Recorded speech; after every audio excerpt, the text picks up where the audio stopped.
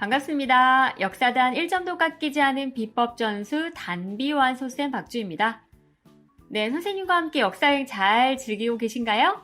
자, 오늘 이 시간에는 새로운 사회개혁론의 등장이라는 주제로 조선 후기에 새롭게 등장한 실학이라는 학문을 중심으로 공부하려고 하는데요. 그 전에 살짝쿵 양난 이후 사회 그리고 경제적인 변화 모습도 한번 살펴보고 가려고요. 이제 그러다 보니까 내용이 굉장히 많습니다. 잘 따라오시고요. 그럼 준비됐다면 바로 한번 출발해보죠. 첫 번째 단비 개념 주제부터 확인할게요. 농촌사회 변화와 신분제의 동요. 네, 여기서는 먼저 양난 이후 농촌사회 변화 모습을 한번 살펴볼 텐데요. 양난 이후의 농촌사회의 가장 큰 과제는 무엇이었을까요? 그렇죠. 전쟁을 거치면서 피폐해진 농지를 어떻게 다시 복구할까? 이게 가장 큰 고민이었을 거예요. 자, 일단 황폐해진 토지를 농사를 지을 수 있도록 잘 일궈서 개간하고 또 물을 저장할 수 있는 각종 수리시설을 확충을 하고요. 농기구도 개량하고 비료 주는 법, 그러니까 거름 주는 법, 이런 시비법을 개량하게 돼요. 그리고 가장 중요한 거, 조선 후기에는 모내기법이 전국으로 보급이 돼요.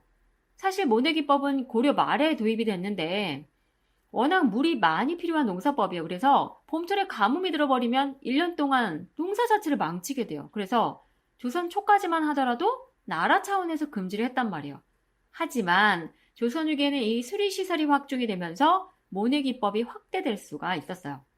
모내기법이 뭐냐면 이양법이라고도 하는데 우리가 논에다가 씨를 직접 뿌려서 농사 짓는 걸 직파법 이렇게 이야기해요. 그런데 그런 방식이 아니고 작은 모판에다가 씨를 뿌려서 거기에 모를 키우다가 거기서 튼튼한 모만 골라서 물을 댄 논으로 옮겨 심는 농사법이 바로 모내기법이에요.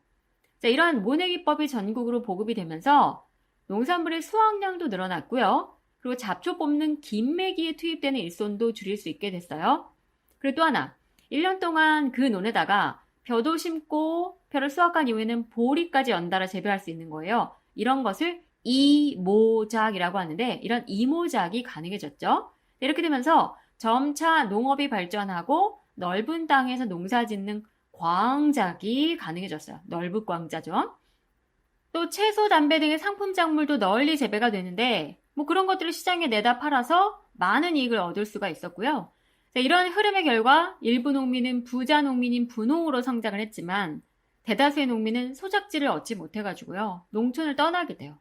도시에 가가지고 임노동자가 되는데 임노동자가 뭐냐면 품삯을 받고 일하는 품팔이라고 생각하시면 돼요. 그리고 우리가 첫 번째 시간에 대동법을 공부했었죠. 이 대동법의 실시로 어떤 상인들이 등장했다라고 했었죠? 그렇죠. 공인이죠. 왕실과 관청에 필요한 물품을 납품하는 상인인 공인이 등장했다라고 했었는데 이런 공인을 비롯해서 이 조선 후기 상업부분의 변화 모습도 한번 소개를 해볼게요. 일단 앞서 살펴본 것처럼요. 농업 생산량이 증대가 되고 도시에 사는 인구가 늘어나면서 그리고 또 대동법이 실시가 되면서 상업이 이전보다 훨씬 발달하게 돼요. 일단 공인들이 등장해서 활동하게 됐고요. 상품 작물 같은 것들을 시장에서 사고 파는 사람들이 늘어났죠. 그러면서 전국 곳곳에 장시가 발달하게 돼요. 오일장 이런 것들이 더 확대가 됐단 말이에요.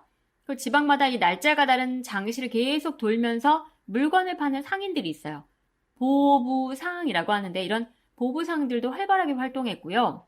그리고 정조 때 시전상인의 금 난정권을 폐지했다. 이런 얘기 했었죠. 그죠? 자, 그러면서 자유로운 상업활동이 가능해지다 보니까 대상인들이 등장해요.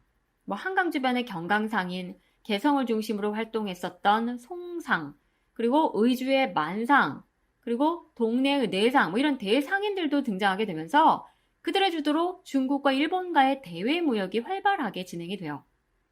또 화폐 사용이 활발해지면서요. 상평 통보가 널리 사용이 되죠. 그래서 물건 거래나 세금 또는 지대까지 모두 동전을 사용하게 되고요. 이런 농촌사회 변화 모습과 함께 신분제의 변화 모습도 함께 정리를 하실 필요가 있어요. 우리가 흔히 신분제의 동요라고 표현하는데 낮에 놀다 이런 동요 절대 아니고요. 동요는 흔들리고 움직인다 이런 뜻이에요. 신분제가 어떻게 흔들리고 움직일까요? 선생님이 노비, 상민, 중인, 양반 이렇게 4개의 신분층으로 나누어서 소개를 한번 해볼게요. 우선 노비의 수가 줄어들게 돼요. 배경이 뭐냐면 양난 과정에서 노비 문서가 불타거나 그리고 전쟁에서 세운 공적을 우리가 군공이라고 하는데 이렇게 군공을 세운 노비들이요 신분 상승을 하는 경우가 생겨요. 그리고 나라에서는 군역 대상자가 줄어드니까 안 되겠다 싶어가지고 노비 종모법을 실시해요.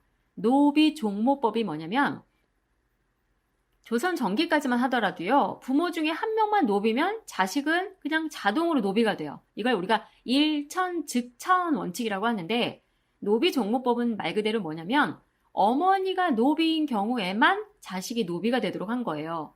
그런데다가 심지어 순조 때는요. 관청이나 나라에서 일하는 공노비까지 해방이 돼버려요. 그러면서 노비의 수가 급격하게 줄어들죠. 자, 이런 상황에서 농업 생산력이 증대되고 또 분홍이 된 상민들 중에는요. 양반이 되는 사람들이 크게 증가하게 돼요.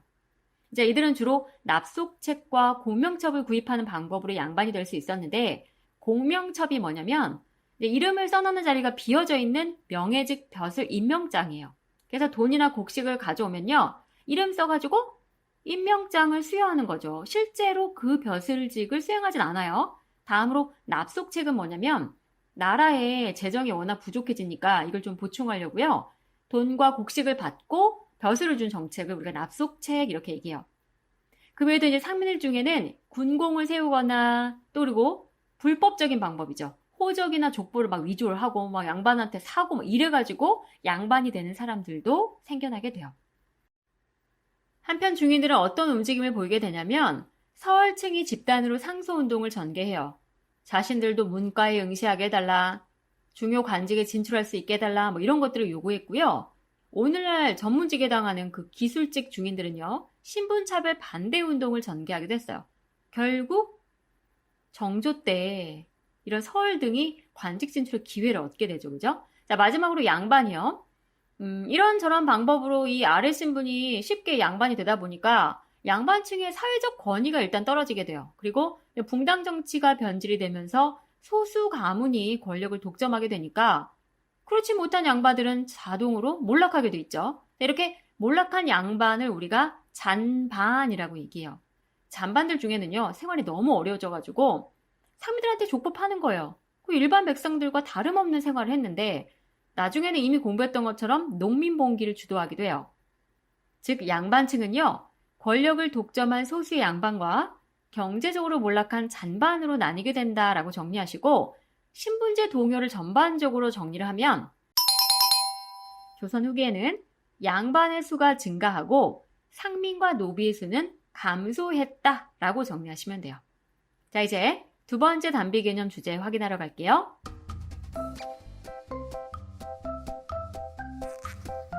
실학의 등장.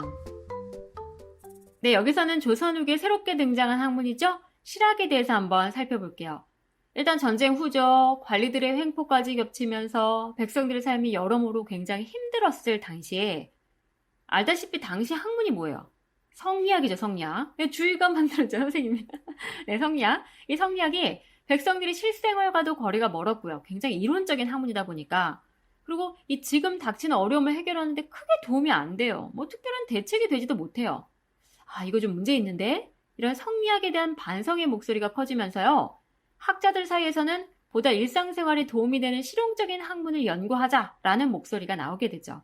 여기에 청의 고증학의 영향도 받게 돼요. 고증학이 뭐냐면 옛것을 증명하는 학문이에요. 그러니까 문헌 고증을 통해서 객관적이고 실용적인 연구를 해야 된다. 뭐 이렇게 주장하죠. 자, 이러저러한 배경으로 등장한 학문이 바로 실학이에요. 일단 실학의 선구자는 지봉유서를 편찬했던 이수광이라는 인물이 있고요. 또 대동법의 확대 실시와 함께 동전 사용을 주장했던 김육이라는 인물이 있어요. 하지만 중요한 건 지금부터예요. 완전 귀 쫑긋. 실학을 연구하는 실학자는요. 농업을 중시하는 중농학파와 상공업의 중요성 그리고 청나라의 문물 도입을 주장한 중상학파로 나뉘게 되는데요. 학파별 학자들과요. 그 주장 내용들은 시험에 무조건 나온다라고 생각하고 정리해주세요. 먼저 중농학파의 대표적인 학자는 유형원, 이, 정약용 이런 인물들이 있는데 이들의 공통점은요. 토지제도의 개혁을 주장해요. 그러니까 농민이 잘 살려면 농사를 짓는 농민들에게 땅을 좀 나눠주고 과학적인 농사 기술을 보급해야 된다라고 주장했어요. 그럼 차근차근 한 명 한 명 만나보죠. 먼저 유형원이에요. 유형원은 먼저 균전론을 주장해요. 균전론이 뭐냐면요.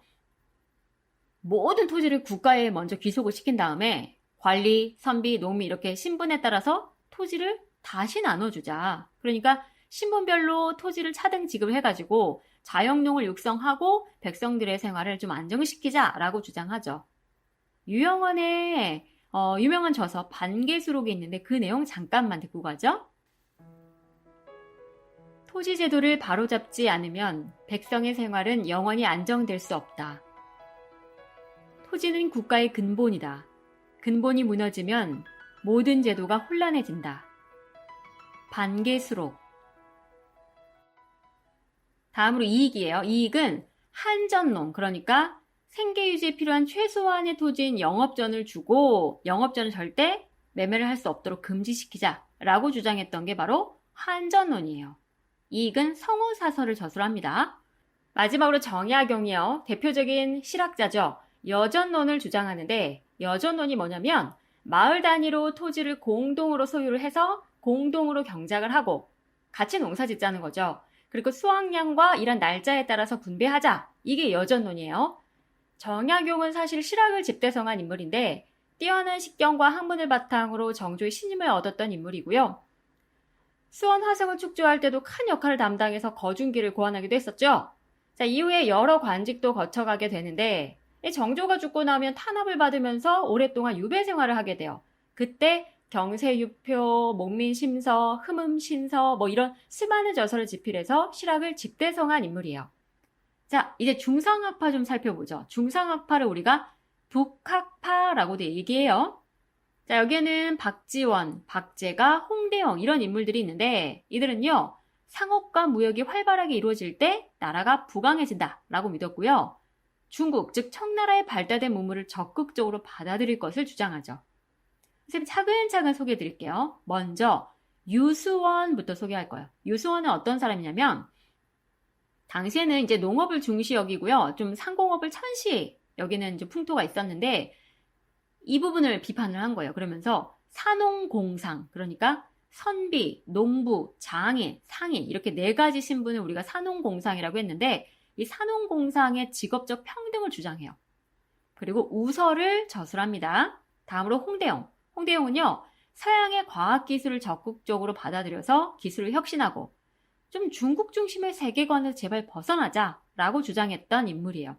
그리고 그 유명한 지구가 돈다 지전설을 주장한 인물이기도 해요. 의산문답이라는 책을 저술했고요. 다음으로 아주 중요한 두 명의 인물을 소개할 거예요. 박지원과 박제가인데요. 박지원은요. 이 수레와 선박의 이용과 함께 화폐 유통의 필요성을 강조했던 인물이에요. 그 박지원의 열하일기라는 책에서 보면요. 중국의 풍부한 재물이 고루 유통이 되는 것은 모두 수레를 사용한 덕분이다. 우리 백성들의 삶이 가난한 이유는 국내 수레가 다니지 못하는 까닭이다. 이렇게 주장하죠. 박지원의 열하일기, 양반전, 허생전 등을 남겼습니다. 마지막으로 박제가는요. 소비가 필요하다라고 주장을 해요. 그러니까 사람들이 물건을 사야 생산활동이 활발하게 이루어질 테니까. 그리고 또 이 청과의 통상, 즉 무역을 확대하고요. 수레와 선박의 이용을 늘릴 것을 주장해요. 그리고 청에 다녀온 후에 북학의라는 책을 저술해서요. 청의 문물을 적극적으로 받아들여야 된다라고 주장하죠. 이 박제가 관련해서는요. 북학의 내용이 아주 시험에 잘 나오니까 잠깐 듣고 갈게요. 비유컨대 재물은 대체로 샘과 같다. 퍼내면 차고 버려두면 말라버린다.